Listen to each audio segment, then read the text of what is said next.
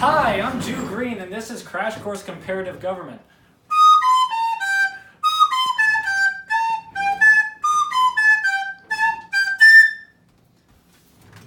In this episode, we will be talking about the United Kingdom.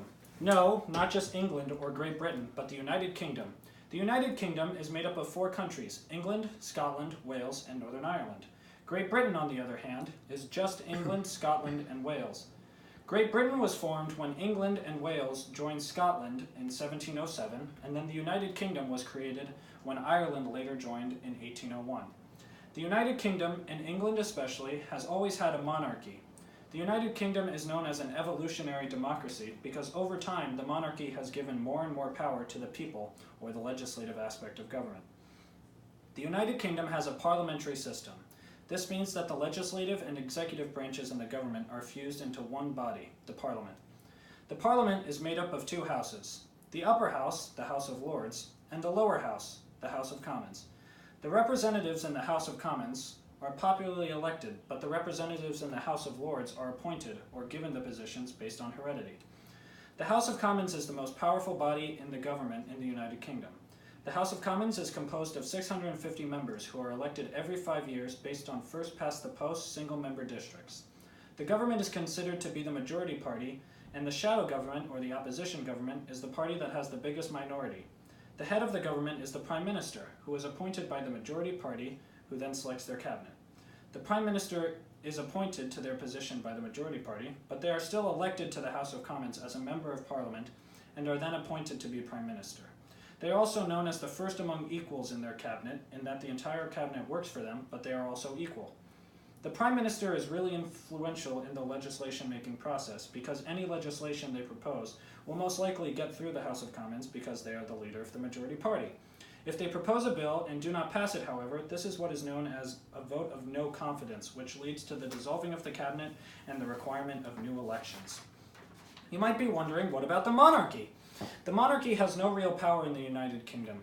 The Queen is the head of state, but this is a very symbolic role, and not one with any real power. The United Kingdom has a Supreme Court, but unlike the Supreme Court here, it does not have the power of judicial review. It is basically just the highest court of appeals. There is something known as parliamentary sovereignty, which describes how the Parliament has all of the real power in the United Kingdom, and this is shown very well in the judiciary.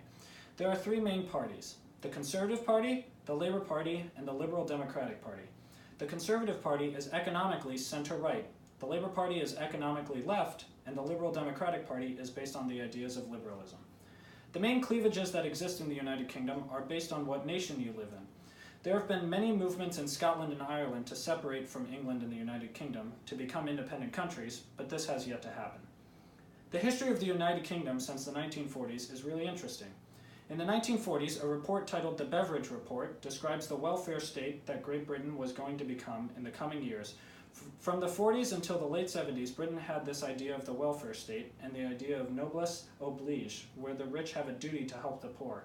In the late 1970s, however, all this changed with Margaret Thatcher. Margaret Thatcher started implementing neoliberalistic ideas where she privatized many national industries and cut taxes significantly. After Margaret Thatcher, Tony Blair came along and introduced his idea of the third way. He said there was a middle ground between the welfare state that existed from the 40s till the 70s and the neoliberalist ideas of Margaret Thatcher.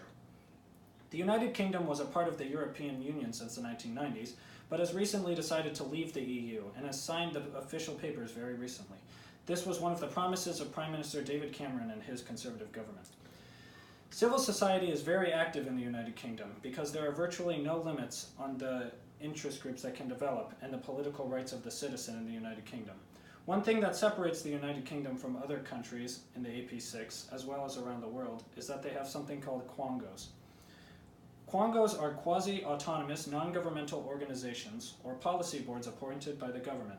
These quangos work with the government officials to develop policy and work with them on policy implementation.